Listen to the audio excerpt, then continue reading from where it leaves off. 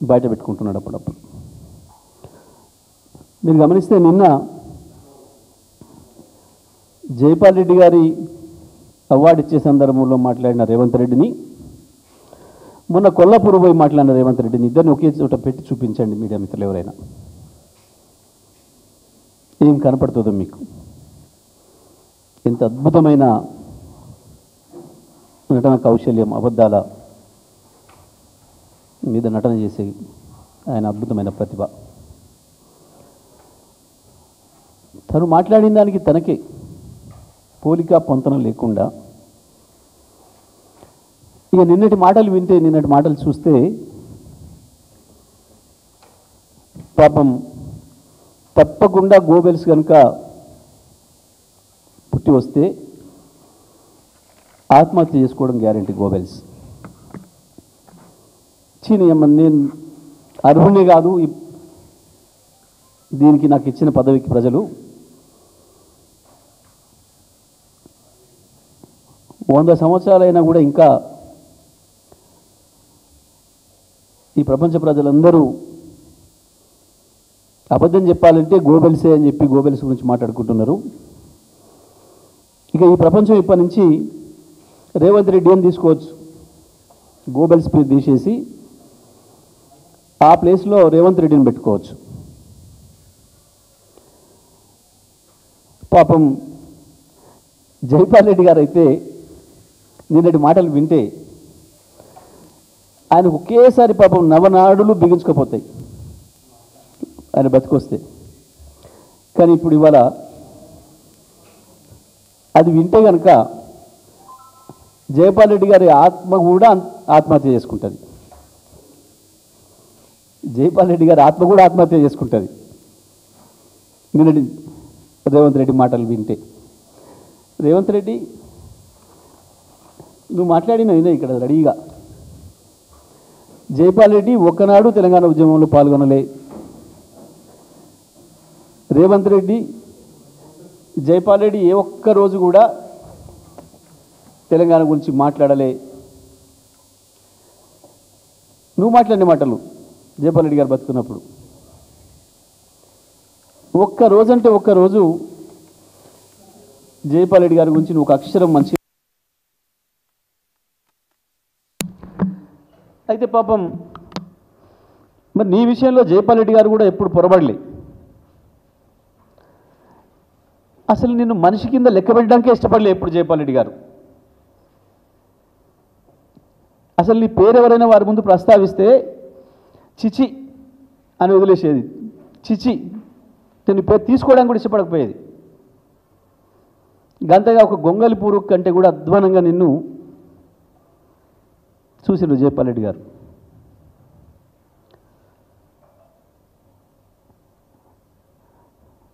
పాపం నువ్వు జైలు పోయినప్పుడు మాట్లాడండి అని చెప్పి చాలామంది రిక్వెస్ట్ చేస్తే కూడా ఇష్టపడలేవారు.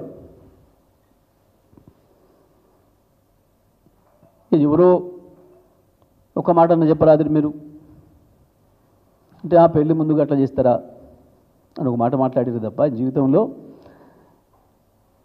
నిన్ను కరెక్టే అంచనా వేశారు జైపాల్ రెడ్డి గారు, నువ్వు మనిషి జాతికి చెందినవాడికి కావు అని. ఎందుకంటే నువ్వు చిమ్ముతున్న విషయం కేసీఆర్ పైన. ఏం మాట్లాడినావు కొల్లాపూర్లో? మీడియా మిత్రులు కూడా అప్పుడప్పుడు కొంచెం అమాయకంగా మమ్మల్ని అడుగుతుంటారు, ఏంది రేవంత్ రెడ్డి రమ్మంటున్నాడు కదా కేసీఆర్ గారిని, అసెంబ్లీకి రమ్మంటున్నాడు కదా, చర్చలో రమ్మంటున్నాడు కదా అని మమ్మల్ని అడుగుతుంటారు.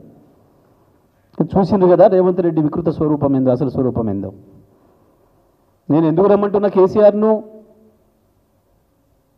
ఆయన మాకేదో సలహాలు ఇస్తాడని కాదు, వచ్చి మా అభివృద్ధిని చూసి, నా గొప్పతనాన్ని చూసి, అసెంబ్లీలో నాలాంటి వెధవలు ఉన్నారని చూసి ఆయన అక్కడ ఆత్మహత్య చేసుకోవాలట. నిజమే, నీలాంటి వెధవల్ని, నీ గురువులైన వెధవల్ని అందరినీ చూసి వచ్చాడు కేసీఆర్. నీలాంటి వాళ్ళని లక్షల మందిని చూసి తరిమేసే తెలంగాణ తీసుకొచ్చాడు కేసీఆర్. నిన్ను చూడడమే కాదు, నీ గొప్పతనం చూడడమే కాదు, నీకు విద్య నేర్పిన నీ గురువుల్ని,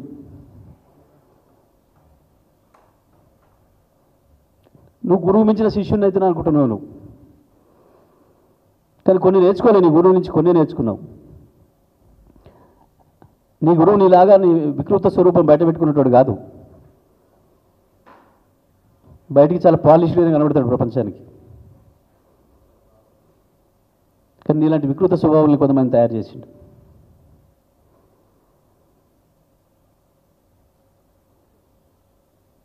ఏం మాట్లాడినావు? ఒక్కొక్క మాట నువ్వు మాట్లాడింది మీరు దిగిపో అంటున్నారు. ఎప్పుడనిలే కేసీఆర్ ఉండాలి, 5 ఏళ్ళు నువ్వు ఆన్నే ఉండాలి అని చెప్పిండు. ఎప్పుడైనా కేసీఆర్ నీ పేరు ప్రస్తావించిండా ఇప్పటి వరకు? నీ విషయంలో జైపాల్ రెడ్డి గారు ఏం పాటించారో కేసీఆర్ గారు కూడా అదే పాటించారు. ఇక్కడ నీలాంటి వాళ్ళ పేరు ఉచ్చరిస్తే కూడా వారికి హోదా తగ్గిపోతుంది. జైపాల్ రెడ్డి గారు కూడా అదే చేసిండ్రు.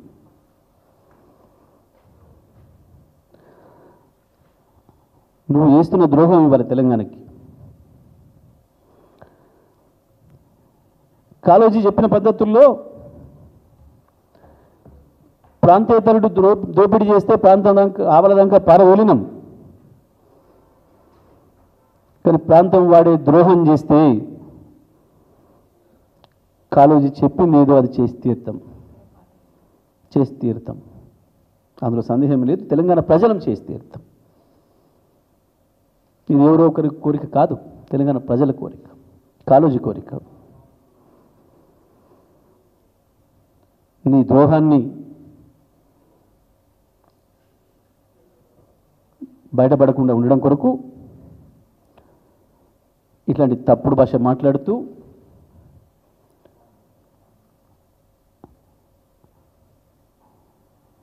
ఏంది మేము చేపలు పట్టుకోవాలన్నా, మేము ఏం మాట్లాడినావు? ఒక ఆయన బట్టలు ఉతుకుంటాయని తెచ్చి ఎమ్మెల్యేని చేసిన, ఒక ఆయన చేపలు పట్టుకుంటాయని తీసుకొచ్చి మంత్రిని చేసిన. ఇది నీ అహంకారం, నీ ఫ్యూడల్ స్వభావం.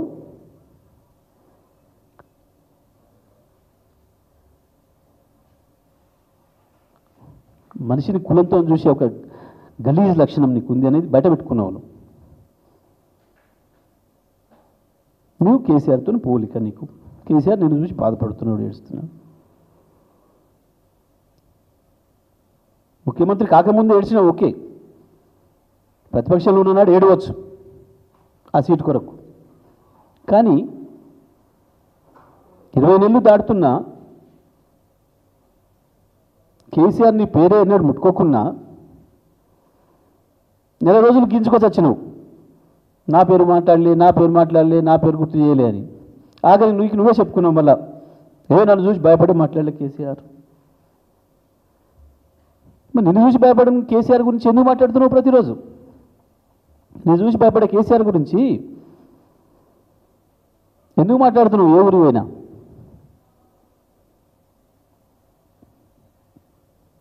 కొల్హాపూర్ చిల్లర మాటలేంది, నిన్న హైదరాబాద్లో నీ ప్రవచనాలేంది?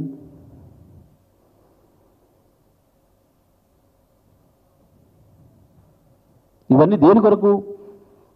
అసలు విషయం నుంచి ప్రజలు పక్కదారి పట్టించడం కొరకు. బనకచెర్ల విషయంలో నువ్వు దొరికిపోయిన దొంగలాగా ఆనాడు నోట్ల కట్టలతో ఎట్లా దొరికినావో రెడీ హ్యాండెడ్గా మళ్ళీ ఇవాళ నీకు నువ్వే దొరికిపోయినావు. అవాళ నిన్ను పట్టుకుంది నోట్ల కట్టలతో తెలంగాణ పోలీసులు, ఇవాళ నిన్ను బయటపెట్టింది నీ ఆంధ్ర మిత్రులు. ఇవాళ నీ దొంగతనాన్ని బయటపెట్టింది దోసుకపోయిన వాళ్ళు. ఇవో తెలంగాణ నుంచి మేము ఇది దోసుకొచ్చినాం, రేవంత్ రెడ్డి మాకు సంతకం పెట్టిండు అని చెప్పి చూపించింది నీ మిత్రులు. ఎందుకు మాట్లాడలే ఇప్పటివరకు ఒక్క నిమిషం దానిపైన? ఆంధ్రప్రదేశ్ మంత్రి చెప్పింది అబద్ధమనో, ఆంధ్రప్రదేశ్ ముఖ్యమంత్రి మాట్లాడింది అబద్ధమనో, కేంద్ర ప్రభుత్వం స్వయంగా చెప్పింది అబద్ధం, నేను పెట్టలేదు సంతకం, నేను ఎజెండాలో లేదు, ఎందుకు మాట్లాడతలేవు? ఇప్పుడు మీరు కూడా చూశారు మీడియా మిత్రులు అడిగితేనే చెప్పిండు, ఎజెండాలు లేని గురించి ఎట్లా మాట్లాడతామయ్యా మేము, నువ్వే బనకచర్ల గురించి అడుగుతున్నావు నన్ను, ఎజెండాలే లేనప్పుడు నేను వద్దని చెప్తానా? ఇది కదా నువ్వు మాట్లాడింది. ఆబ్దారి కార్డు కాదు కదా, నీ చిట్టి చాటు కాదు కదా, దొంగతనంగా గోడసాడు మాట్లాడే నీ చిట్టి చాట్లు కాదు కదా నువ్వు చెప్పింది,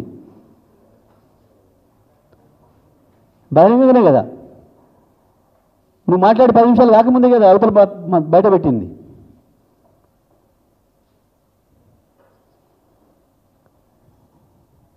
నీ నీచ రాజకీయాల కొరకు, తుచ్చ డబ్బు సంపాదన కొరకు తెలంగాణ ప్రజల ఆత్మగౌరవాన్ని తాకట్టు పెడుతూ, తెలంగాణ ప్రజల హక్కుల్ని దారాదత్తం చేస్తూ నువ్వు చేస్తున్న నీ దుర్మార్గమైన పనులని బయట పెడుతున్నాడనే కదా కేటీఆర్ పైన ఏడుపు, కేసీఆర్ పైన ఏడుపు.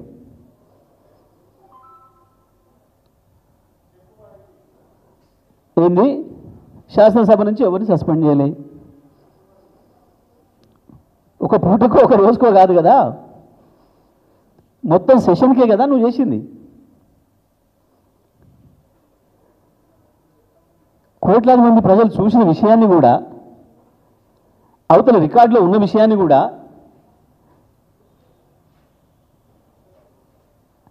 నేను ఒక అబద్ధం చెప్పి దాటేస్తా, నేను హితవచనాలు చెప్తా, ఇంత నిస్సిగ్గుగా నిర్లజ్జగా మాట్లాడి తెలంగాణ పరువును దెబ్బతీస్తా ఉన్నావు. నువ్వు మాట్లాడుతున్న మాట ముఖ్యమంత్రి కదా, దరిద్రం ఈ రాష్ట్రానికి 4 కోట్ల మంది ప్రజలకు కదా బాధ్యత, జవాబుదారి. నువ్వు ఏమనుకుంటుంది ఇవాళ బయట ప్రపంచం? నువ్వు ఢిల్లీ పోయినా, నువ్వు దావోసు పోయినా, నువ్వు మాట్లాడే ఇంగ్లీష్ పదమైనా, నువ్వు మాట్లాడే హిందీ పదమైనా,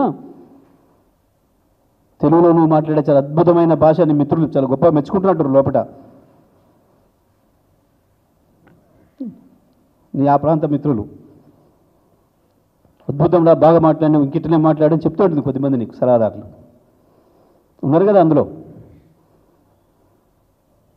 అది ప్రతి అక్షరం ప్రతి మాట 4 కోట్ల మంది గొంతు.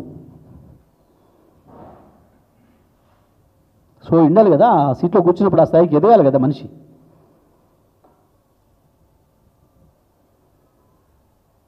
ఎందుకు తీస్తున్నావు ప్రపంచం ముందట పరువు? నీది పోతుందన్న బాధ నీకు లేకపోవచ్చు, ఎందుకంటే నువ్వు చాలా సాగు చెప్పిన అనేక సందర్భాల్లో నాకు ఏ విలువలు లేవు, నా విలువ డబ్బే విలువ, నాకు అధికారమే విలువ, వేరే ఏ విలువలు లేవు అని నువ్వు చెప్పినావు. కానీ ఆ చేతగాని పార్టీ నేను తీసుకొచ్చి ఈడ కూర్చోబెట్టింది కదా, తెలంగాణ ప్రజల నిత్యం కూర్చోబెట్టింది కదా. మేము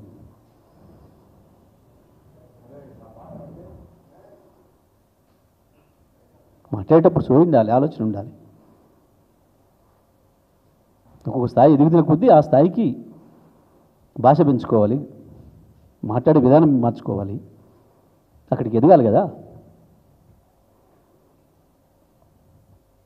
చూస్తున్నారు 4 కోట్ల తెలంగాణ ప్రజలు ఎక్కడున్న ప్రపంచంలో. ఒక మాట కేసీఆర్ నేను గురించి ఎప్పుడైనా ఒక మాట మాట్లాడిండా? నేను నల్లాన్లే తెల్లాన్లే, ఒక విఘ్నత కలిగిన నాయకుడిగా కొత్తగా వచ్చిండ్రు చిన్నవాళ్ళు, అనుభవం లేని వాళ్ళు.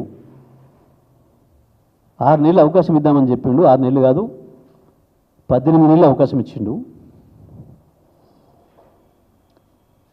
ఆ విషయం చెప్పిండు విఘ్నతతోని. కొత్త ప్రభుత్వం సమయం ఇద్దాం, సర్దుకొనిద్దాం,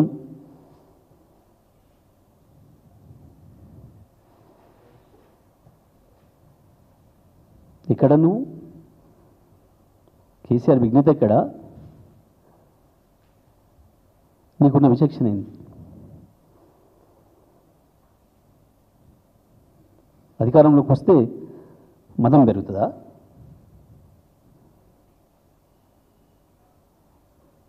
ఇదా నీ ముఖ్యమంత్రి విధానం?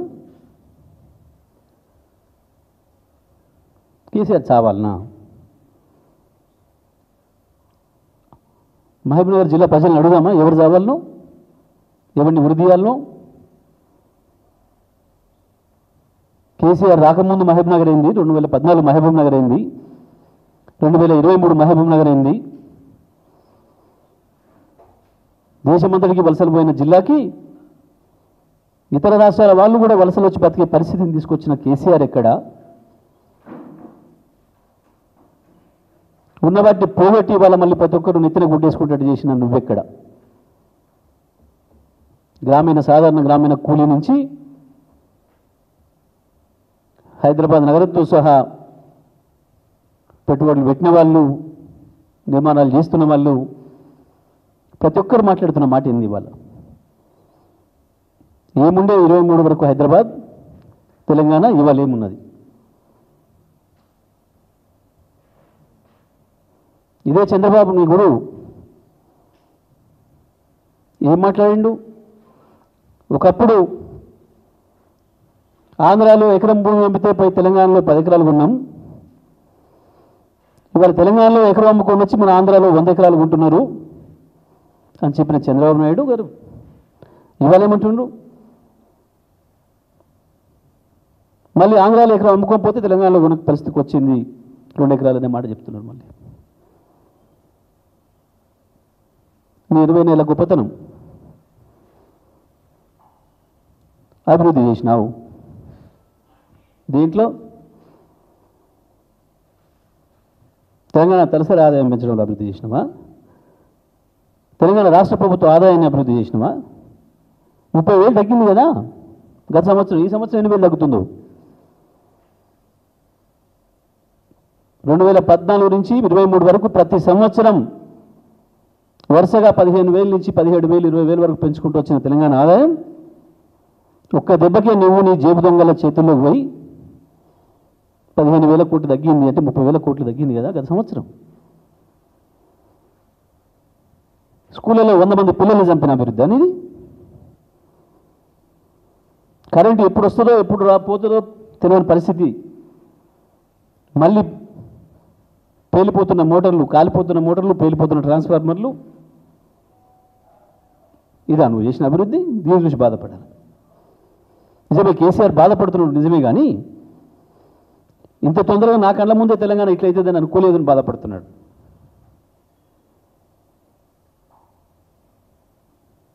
సరే నేను ఒక దారి ఏర్పాటు చేసిన 10 ఏళ్ళు ఆ దారిలోనే నడుస్తుంది కదా తెలంగాణ అనుకున్నాడు. ఎవరున్నా ఆ దారిలో నడవాల్సిందే కదా, నడుస్తారు కదా అనుకున్నాడు. కానీ గింత దుర్మార్గంగా, గింత నీచానికి ఒడిగట్టి అభివృద్ధి ఆగిపోయి ఒక రోజు ముందు వెనుక ముందు పోతుంది. కానీ మొత్తం హక్కుల్నే దారదత్తం చేసి తెలంగాణ ఆత్మగౌరవాన్ని దెబ్బకొట్టి మళ్ళీ మనం చూసి నవ్వే పరిస్థితి తీసుకొస్తున్నని దుర్మార్గ పరిపాలన చూసి బాధపడుతున్నాడు కేసీఆర్. అందులో సందేహం ఏం లేదు.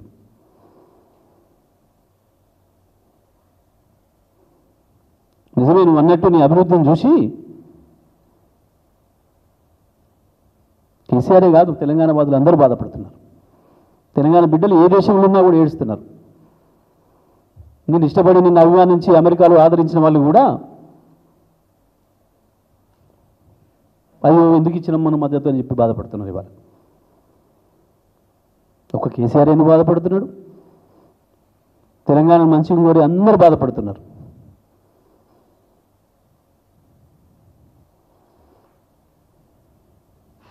నిజమే సోనియా గాంధీ అవార్డు సరిపోదు నీకు.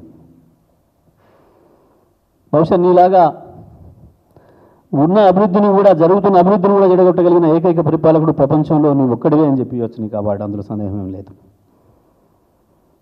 దానికి ఆస్కార్ ఇస్తారా, ఏ స్కార్ ఇస్తారా, దానికి ఏ స్కార్ పేరు పెడతారో కానీ దానికి నువ్వు మాత్రమే అర్హుడి, అందులో సందేహం లేదు. ప్రపంచంలో చాలామంది నియంత్రణకు వచ్చిపోయినారు, కానీ ఉన్నదాన్ని జడగొట్టుకున్నాడు ఎవరిని చూడలే ఈ ప్రపంచం. మొదటిసారిగా నిన్నే చూస్తుంది. దానికి ఇవ్వచ్చు అవార్డు.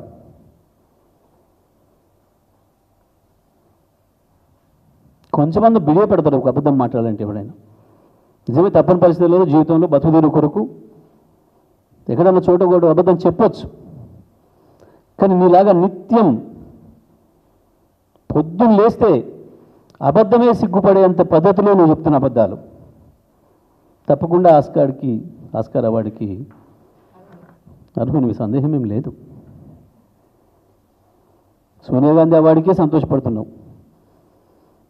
నవ్వుకుంటారన్న సోయి ఉండొద్దా? ఏముంది దాంట్లో? నేను రాలేకపోతున్నాను పిలిచినావు కానీ అన్నందుకు ఫర్ మీ ఎవడు రాసిచ్చాడో కదా, ఆ రాసిచ్చినోడికి నీ మీద కోపం ఉన్నట్టుంది. మొదలు అది చూసుకో. నువ్వు పెట్టుకున్న పేరు వాళ్ళు ఎవరో, నీకు రాసిస్తున్న వాళ్ళు ఎవరో, నీ పరువు తీయడానికి ఇస్తున్నారా, మరి వాళ్ళు ఇస్తున్నారా, నీ సొంతంగా మాట్లాడుతున్నావా? నువ్వు ముఖ్యమంత్రివి, అది మా బాధ. నువ్వు వ్యక్తిగా రేవంత్ రెడ్డి అయితే మాకు ఎవరికి పట్టింపు లేదు నీ గురించి. ముఖ్యమంత్రివి కదా, మీ ముఖ్యమంత్రి ఎవరు అంటే ఏం చెప్పాలి? తెలంగాణ ప్రజలు ఎక్కడున్న ప్రపంచంలో ఎందుకు అందరు తలదించుకుంటాడు చేస్తున్నావు? కూర్చున్నావు నువ్వు ఆ కుర్చీలో, మా నుంచి ఏమి ఇబ్బంది లేదు. నువ్వు లేచిపోతానన్నా ఆ కుర్చీలో నిన్నే కూర్చోబెట్టాలనుకుంటున్నాం మేము 5 ఏళ్ళు. సరే నీ పక్కన ఉన్నతో నీకు భయం ఉంటే ఓకే, సరే దాని కొరకే చేసుకుంటున్నట్టున్నావు ఫోన్ ట్యాపింగ్. ఈ మంత్రులది, ఈ మంత్రుల ఫోన్ ట్యాపింగ్ చేసుకుంటున్నావు అని చెప్పి ఏడుస్తున్నారు. ఒక మంత్రి అయితే గడగడ ఉడుకుతున్నాడట పాపం. ఆయన నోట మాటే వస్తలేదట చెప్పుకుంటప్పుడు కూడా. ఎక్కి పడి ఏడుస్తున్నాడు విలేకరులు కలిస్తే. ఏం చేయాలి పోయి నీ ఏమన్నా మొత్తం రికార్డ్ చేసినట్టుండు, నేను చాలా మాట్లాడుకోని అన్ని అని చెప్తున్నాడు ఆయన.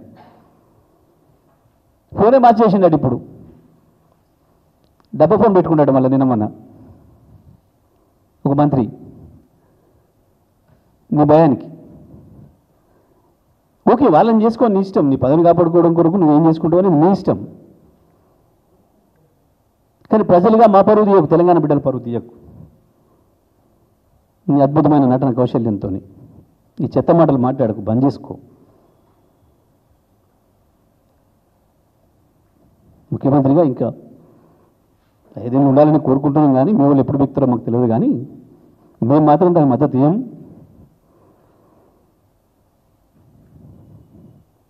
కేసీఆర్కి నేను ముఖ్యమంత్రి ఉన్నామని రంగం లేదు. కాకపోతే తెలంగాణ పాడైపోతుందన్న బాధ ఉంది. దానికి నిర్ణయించలే నీ పార్టీ, నీ నాయకుడు, నీ నాయకురాలు. తెలంగాణ ప్రజలకు ఇచ్చిన కానుక ఇది.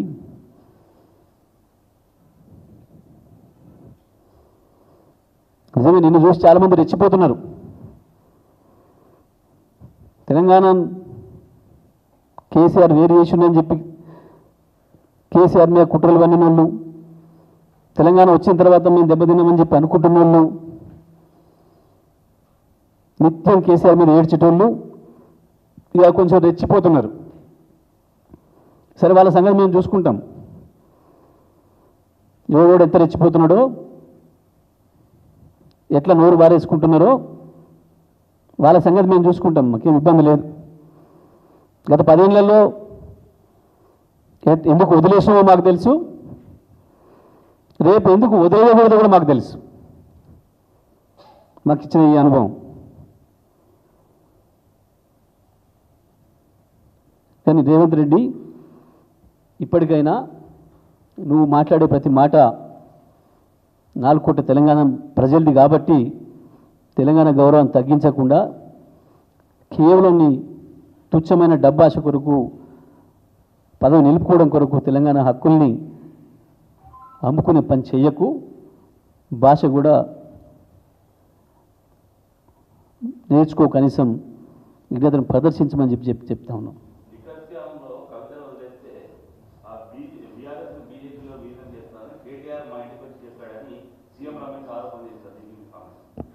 సీఎం రమేష్ ఆయన మనిషి, ఆయన లెక్క, ఆయన కూడా మాట్లాడతాడు.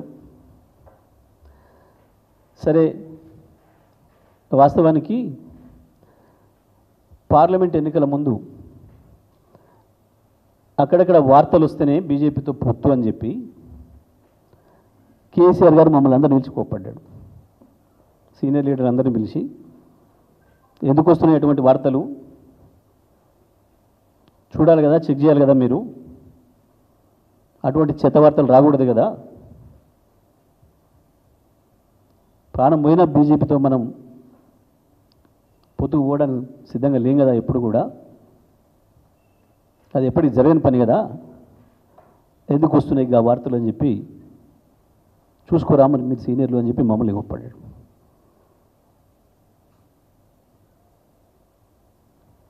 కేటీఆర్ గారిని, హరీష్ గారిని, నన్ను, ప్రశాంత్, ఇంకా నలుగురు లీడర్లను పిలిచి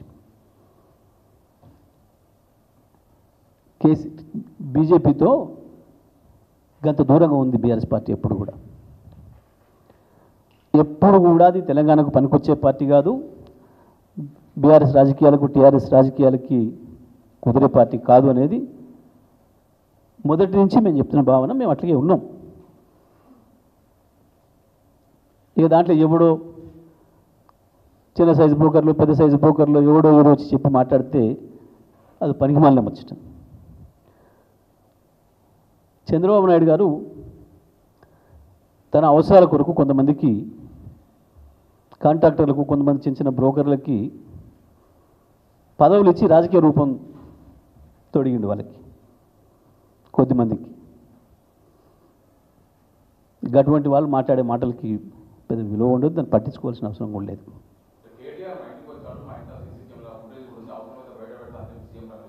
దానికి ఫుటేజ్ పెద్ద బయట పెట్టే ముందు ఫుటేజ్ సీఎం రమేష్ ఇంటికి నేను కూడా పోయినా మిత్రుడు రమ్మంటే. ఏముంది దానికి?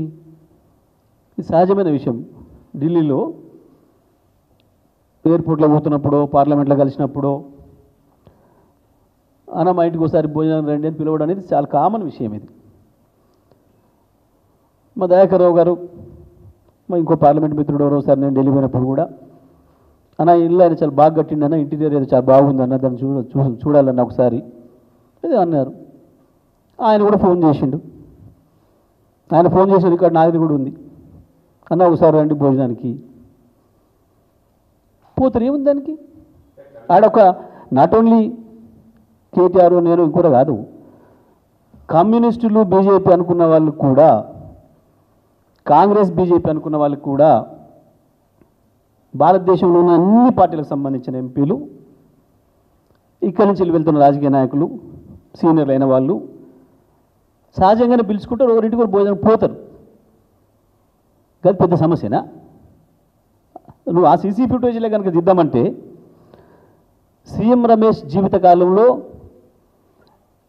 అతి ఎక్కువ రోజులు ఉండేది చంద్రబాబు నాయుడు గారింట్లో, లేదా ఢిల్లీలో ఇప్పుడు గత ఏడాది కాలంగా తెలంగాణ ముఖ్యమంత్రి రేవంత్ రెడ్డి ఇంట్లో, తేయిస్ తుగ్లక్ రోడ్లో. తీద్దామా సీసీ ఫుటేజ్? తీద్దాం పట్టు. తేయిస్ తుగ్లక్ 23 తుగ్లక్ రోడ్, 23 బంగ్లా తుగ్లక్ రోడ్లో ఇప్పుడు తెలంగాణ ముఖ్యమంత్రి అఫీషియల్ రెసిడెన్స్. దాని సీసీ ఫుటేజీలు తీద్దాం. సీఎం రమేష్ నువ్వు ఎన్ని రోజులు దాంట్లో ఉన్నావో, నువ్వు నీ తమ్ముడు, తీద్దామా? సీఎం రమేష్ గంత పెద్దోడు కాదు, మాకు తెలుసు. ఆయనే చెప్పిండు చాలా సందర్భాల్లో, చీచి గీ బీజేపీ పార్టీ నేను ఎట్లుంటానా, నన్ను మా సుజనా చౌదరిని చెయ్యి విరిచి ఆర్బిట్రిస్ట్ చేసి తీసుకుపోయారు, మమ్మల్ని ఈడీలు వేస్తాం, మమ్మల్ని ఇండ్లు వేస్తాం, అండ్లు వేస్తాం భయపెట్టి తీసుకుపోయిన పార్టీ. నేను ఎప్పటికీ చంద్రబాబు మనిషిని, మా అభిమాన నాయకుడు చంద్రబాబు తప్ప ఇది కాదు లేదు పేర్కొంటున్నా. కానీ అందులో ఆయన భౌతికంగా అందులో ఉన్నాడు, ఆత్మ చంద్రబాబు దగ్గర ఉంటుంది. చంద్రబాబు శిష్యుడు రేవంత్ కాబట్టి ఇటు కూడా సగం ఆత్మను ఇచ్చిండు. సీసీ ఫుటేజ్ సిద్ధమాను సీఎం రమేష్, తీద్దామా తేజ్ తుగ్లక్? చంద్రబాబు ఢిల్లీకి వచ్చిన ప్రతిసారి మొత్తం వచ్చి నుంచి పోయిందాక నువ్వే ఏమంటుంటావా, ఉండవా? ఇవాళ బీజేపీతో పోతానికి కాదు, అంతకుముందు కూడా ఇక గాయన ఏదో లెక్క అంత పద్ధతి ఏం మాట్లాడిండు.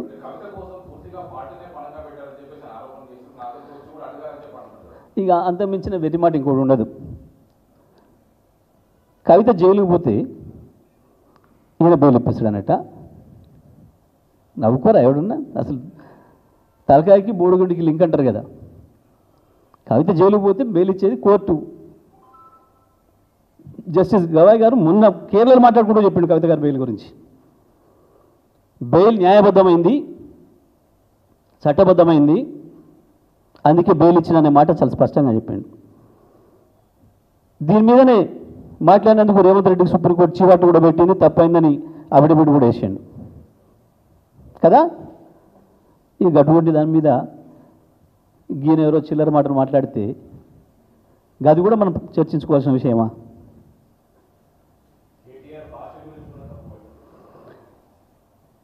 కేటీఆర్ భాషలో ఒక అక్షరం ఏమైనా తప్పుండేనా? ఏంటి అసలు ఇష్యూ? ఇప్పుడు చాలా స్పష్టంగా కేటీఆర్ గారు 10,000 కోట్లు లేని భూమిని ఉన్నట్టు చూపించి దొంగ పత్రాలు పెట్టి తాకట్టు పెట్టి 10,000 కోట్లు తీసుకొచ్చారు యూనివర్సిటీ భూముల్ని. దీంట్లో ఒక ఎంపీ, బీజేపీకి సంబంధించిన ఒక ఎంపీ రాయబారం చేసిండు. తప్పకుండా దాని సందర్భం వచ్చినప్పుడు బయట పెడతా అని చెప్పిండు కదా మీ అందరి సాక్షిగా. కేటీఆర్ ఇవాళ మాట్లాడలేదు కదా. అక్కడ అప్పుడు మాట్లాడిన భాషలో ఏమన్నా మీకు ఏమైనా తప్పు అనిపించిందా?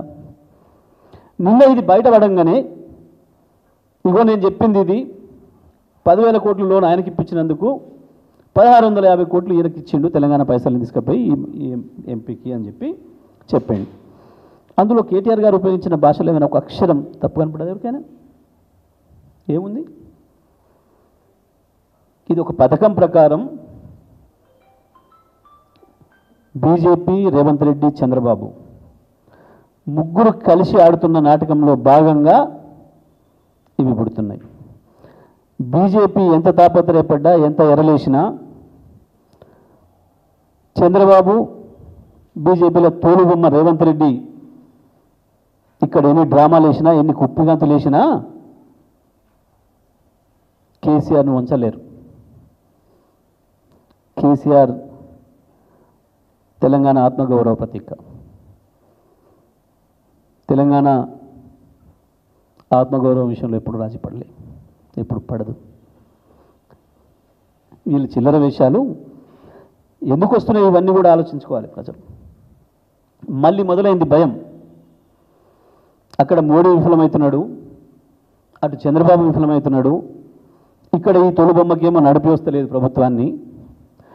మళ్ళీ కేసీఆర్ పేరు వినబడుతుంది. ఒక్క తెలంగాణలో కాదు, నేను ఇవాళ చెప్పడంలో మీకు చాలా సందర్భాల్లో కూడా చెప్పాను. నేను కేసీఆర్ కేవలం తెలంగాణలోని కాదు, భారతదేశ ప్రభుత్వాన్ని నడపడంలో కూడా కీలకమవుతారు రేపు. ఇది భయం మొదలైంది మోడీ చంద్రబాబు ద్వయానికి. చంద్రబాబు మాట్లాడే మాటల్లో ఏదో యథాలాభంగా మాట్లాడుతున్న మాటలు కాదు. ఆంధ్రప్రదేశ్ మహానాడులో చంద్రబాబు మాట్లాడిన మాటలు, తెలంగాణ తలసరి ఆదాయం పెరిగింది కానీ నేను కారణం అన్న మాటలు ఉత్తగా మాట్లాడలే. ఎందుకు అంటే ఇవాళ దేశం మొత్తం మళ్ళీ కేసీఆర్ పైన చర్చ జరుగుతుంది. మొత్తం ప్రపంచ ఆర్థిక వ్యవస్థలు కుప్పగూలిపోయినాడు, కరోనా వచ్చినాడు కూడా నిటారుగా నిలబడిన ఏకైక ఆర్థిక వ్యవస్థ తెలంగాణ ఆర్థిక వ్యవస్థ. దాన్ని అంత గొప్పగా నిలబెట్టగలిగిన నాయకుడు కేసీఆర్ అనే సంగతి ప్రపంచానికి తెలుసు. ఇవాళ జరుగుతున్న పరిణామాలు మళ్ళీ కేసీఆర్ను గుర్తు చేయిస్తున్నాయి ఈ రాష్ట్రానికి, ఈ దేశానికి. రాహుల్ గాంధీ దగ్గర విషయం లేదన్న సంగతి మోడీకి ఎప్పుడు అర్థమైంది? మోడీ కాడ విషయం లేదని మొన్న రాహుల్కి అర్థమైందట, కానీ 2 సార్లు కలిసి మాట్లాడినాక అర్థమైందట. కానీ రాహుల్ కాడ విషయం లేదనే సంగతి ఈ ప్రపంచానికి ఇప్పుడు అర్థమైంది, ఈ దేశానికి ఇప్పుడు అర్థమైంది. 2004లో అర్థమైంది, 2009లో అర్థమైంది. పార్టీ అధ్యక్ష పదవి కూడా రాజీనామా చేసి తోలే బస్సును మధ్యలో వదిలిపెట్టి స్టీరింగ్ వదిలిపెట్టి పోయిన రోజు కూడా అర్థమైంది. ఈ ఇద్దరి దగ్గర విషయం లేదనే సంగతి ప్రపంచానికి తెలిసిపోతుంది. ఇవాళ మళ్ళీ వస్తే గిస్తే తెలంగాణ కాదు, భారతదేశంలో కేసీఆర్ కనపడుతున్నాడు రేపు తప్పకుండా. మీరు ఏదైతే సంతోషపడ్డారో తాత్కాలికంగా 4 రోజులు కేసీఆర్ మహారాష్ట్ర పోతున్నాడు, ఏమైంది, కేసీఆర్ కర్ణాటక పోతున్నాడు, కేసీఆర్ వస్తాడు తప్పకుండా, గుజరాత్ కూడా వస్తాడనే సంగతి తెలుసు వాళ్ళకి.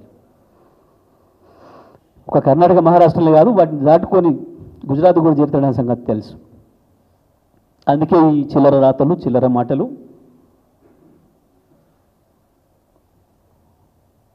టీఆర్ఎస్ను బీజేపీలో విలీనం చేయడం కాదు, బీజేపీ వచ్చి ఇక్కడికి వచ్చి కలుపుతానన్నా ఒప్పుకోడు KCR. That is KCR, that is BRS.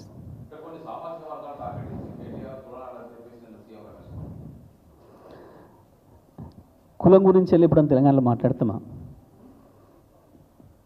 ఈ కులగజ్జి నాయలు వాళ్ళు ఎప్పుడన్నా ఉందా అసలు మనకి తెలంగాణలో కులం విషయం, కుల ప్రస్తావన? కులభావనే ఉంటే అవుతారా కేసీఆర్ కానీ, కేటీఆర్ కానీ, నేను కానీ, ఇంకోరం కానీ? మాట్లాడుకున్నామా ఎన్నడన్నా మనం? ఇంతమంది మీడియా మిత్రులు కలిస్తే కూడా ఎప్పుడన్నా మన కులాల గురించి అసలు మనకి ఇప్పుడు ఎవరి కులం గురించి ఎవరికన్నా తెలుసా అసలు మనకి? కానీ ఆడ ముందే వాసన వస్తుంది. కులం వాసనతోనే మాట్లాడుకుంటారు అక్కడ. కులగజ్జి నాయలు వాళ్ళు అంతో ఇంతో అంటితే వాళ్ళ గురువు వాళ్ళ శిష్యునికి అంటింది కులం పిచ్చి. మాట్లాడాడు కదా మొన్న, బట్టలు ఉతికే సాగులు అయినా అన్ని చేపలు పట్టుకునే శ్రీహరి అని పిచ్చి మాటలు అంటుకుంటే వాళ్ళ ఇళ్ళల్లో వండిన వాళ్ళకి సంవత్సరాల తరబడి చేయడం చేసిన వాళ్ళకి అంటుకుందేమో కానీ ఆ పిచ్చి మాకేం అంటలే.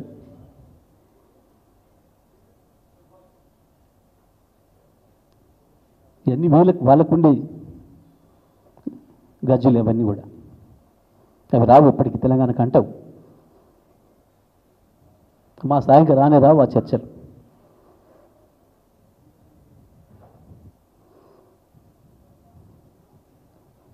ఈ చిల్లర మాటలు, చిల్లర వేషాలు. ఇప్పుడు దొరికిపోయిన దొంగ అంతకుమించి ఏం మాట్లాడతాడు? దొరికిపోయిన దొంగ అంతకుమించి ఇంకేం మాట్లాడగలుగుతాడు? ఇలాంటి చిల్లర మాటలు మాట్లాడి డైవర్ట్ చేయాలని మీడియా మిత్రులకు కూడా నా విజ్ఞప్తి. మీకు స్పష్టంగా కనబడుతుంది, దొరికిపోయారు.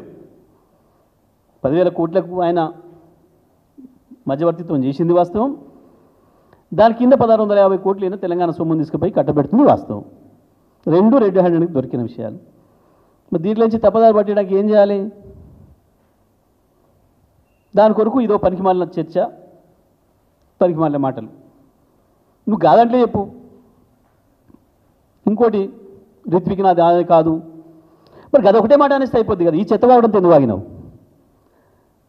రిత్విక్ నాది కాదు అని అన్నావు, ఓకే, దాని మీద నిలబడతావా? రిత్విక్ నాది కాదు, నాకు సంబంధం లేదనే దాని మీద నిలబడతావా?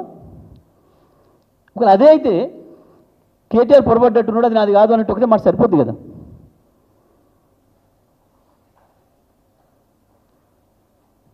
ఎందుకు ఇంత తిప్పలు పడ్డావు?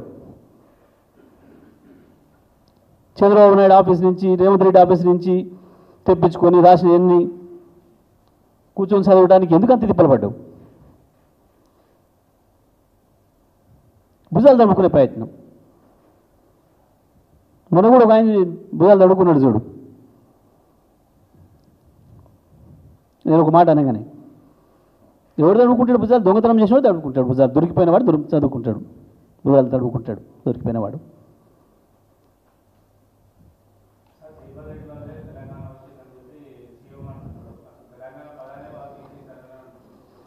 ఇవన్నీ నువ్వు లేట్ వచ్చినట్టున్నావు. జైపాల్ రెడ్డి గారి గురించి వెళ్ళి రేవంత్ రెడ్డి గారు మాట్లాడిన మాట. జైపాల్ రెడ్డి జీవితంలో ఎన్నడూ తెలంగాణ ఉద్యమంలో పాల్గొనలే, తెలంగాణ కొరకు పనిచేయలేని చెప్పిన ఇదే రేవంత్ రెడ్డి గారు ఇవాళ పాపం జైపాల్ రెడ్డి గారు లేరు కదా, నేనేం మాట్లాడినా చచ్చిపోతుంది, లేదా ఇవాళ జైపాల్ రెడ్డి గారికి ఏమన్నా ఇంత మంచి పేరు ఉంటే దాన్ని నా ఖాతాలో వేసుకోవచ్చు. నేను అందుకే చెప్పిన, పాపం జైపాల్ రెడ్డి గారు బతుకుంటే ఆత్మహత్య చేసుకునేది పక్కన పెట్టి పాత సామెత. ఇప్పుడు ఈ మాటలు ఏంటే జైపాల్ రెడ్డి గారు ఆత్మ కూడా ఆత్మహత్య చేసుకుంటుంది. ఎందుకంటే ఇప్పుడు సింపుల్, మనల్ని ఎవరైనా మెచ్చుకోవాలని ఎవరిని కోరుకుంటాం? మనకు చదువు చెప్పిన గురువును, మనకంటే పెద్దవాళ్ళని, మన అమ్మ నాయన మనం మెచ్చుకుంటే సంతోషపడతాం. మనకంటే పెద్ద నాయకుడు ఒక ఆయన మనం మెచ్చుకుంటే సంతోషపడతాం.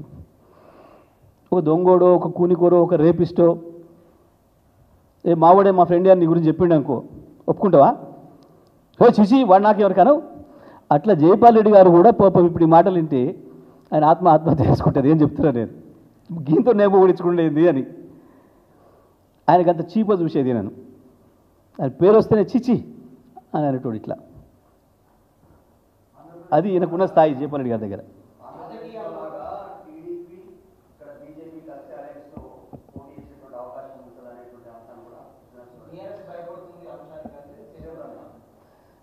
ఇక్కడే మీకు అర్థమైంది మంచి ప్రశ్న వేసారు. ఇక ఆల్రెడీ టీడీపీతో పోతుండే బీజేపీతో టీఆర్ఎస్ కలిసి ఎక్కడిది, బీఆర్ఎస్ కలిసి ఎక్కడిది, ఇక ఆయన చెప్పిండు కదా ఈ మాట కూడా. అంటే ఇది పసలేని ఆరోపణ అర్థమైంది కదా మీకు. అది కలిసే ఉన్నాయి, కొత్త కలిసేది ఏంది? ఇప్పుడు ఈయన ప్రత్యేకించి మాట్లాడిన ఈయన భౌతికంగానే బీజేపీలో ఉంటాడు, ఆత్మ అంతేనేమో చంద్రబాబు దగ్గర ఉంటుంది. ఆ ఆత్మలో కొద్దిగా అంతా ఇప్పుడు ఇక్కడ రేవంత్ కాడు ఉంటుంది. ఇప్పుడు మీరు మొత్తం ఈయన రోజువారీ చర్యలు తీయండి. ఢిల్లీలో బీజేపీ ఆఫీస్కి ఈయన పోయిన సందర్భమే లేదు. ఎప్పుడున్నా ఉంటేనేమో చంద్రబాబు గారికి సంబంధించిన ఆఫీసు ఢిల్లీలో, లేదా రేవంత్ రెడ్డికి సంబంధించిన ఇల్లు ఆఫీస్, అతి ఎక్కువ కాలం. ఆయనే చెప్పినవాడు అనేక మందికి, ఈ దుర్మార్గమైన పార్టీ ఇంట్లో మేము ఎట్లుంటాం, మమ్మల్ని చేయి విరిచి మమ్మల్ని ఈడీతో భయపెట్టి ఐటీతో భయపెట్టి తీసుకున్నారు వాళ్ళు, నాకు ఇష్టమై వచ్చిన ఈ పార్టీలకు అన్నాడు. ఆయన ఇంకోటి కూడా, ఈయన అంత పెద్ద మునగాడు కదా పార్టీలో, ఏదో పెద్ద గొప్పలు చెప్పుకోడు. నేను అమిత్ షాతో మాట్లాడినా, ఇంకో మాట్లాడినా గంత సీన్ లేదు మాకు తెలుసు. ఆయన గొప్పలు చెప్పుకున్నది మాత్రాన ఆయన చెయ్యిరిచి పట్టుకపోయిన ఆడబెట్టాలి, ఆడబెడతారు కానీ తీసి లోపల రానిస్తారు వాళ్ళు, రానిస్తారు ఎవరు? నువ్వు కూడా దొంగను పట్టుకొని వచ్చినావు, ఏడగట్టేస్తావు, దొంగ పశువును తెచ్చినావు, ఏడగట్టేస్తావు, ఏడబెట్టాలని ఆడబెడతావు కదా, ఇంట్లో తీసుకొచ్చుకుంటావా? పాలిచ్చే పర్లేక పాలిచ్చావుని ఇంట్లో పెట్టుకుంటారు. ఈ దొంగ కొట్టని తెలిసిందేనా, దొడ్లు కట్టేస్తారు కదా ఈ పెద్ద పోజులు కొట్టి. నేను అర్థం ఉందా అసలు?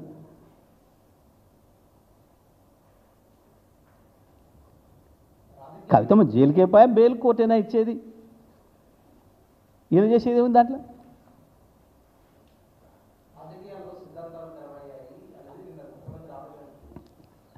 నేను ఆవేదనకే ఆస్కార్ అవార్డు ఇవ్వాలని చెప్పిన, ఆవేదనకే ఆస్కార్ అవార్డు ఇవ్వచ్చు. మొన్న కొల్లాపూర్ మాటలకి నిన్నటికి ఒకటే రోజు రాజకీయాలలో డబ్బులు సంచులు బేరాలు మొదలుపెట్టిందే ఈ మహానుభావుడు, దొరికిపోయిందే ఆయన గురువు ఆయన. ఇప్పుడు అది పాత సామెత అయిపోయింది. నేను అందుకని దాన్ని మాట్లాడుతున్నాను. దయాలు వేదాలు ఇవన్నీ పాత సామెతలు వీళ్ళ ముందట ఇప్పుడు.